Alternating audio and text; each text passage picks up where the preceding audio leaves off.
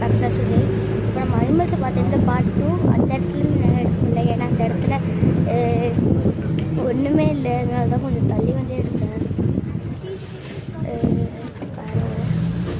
அம்மா ஸ்பீட் பிரேக்கில் எவ்வளோ பெருசு போட்டாங்க, காரெல்லாம் சின்ன சின்ன போட்டு ரொம்ப ஸ்பீடாக போன, ரொம்ப ஸ்பீடாக போன மாதிரிலாம் பைக்கில்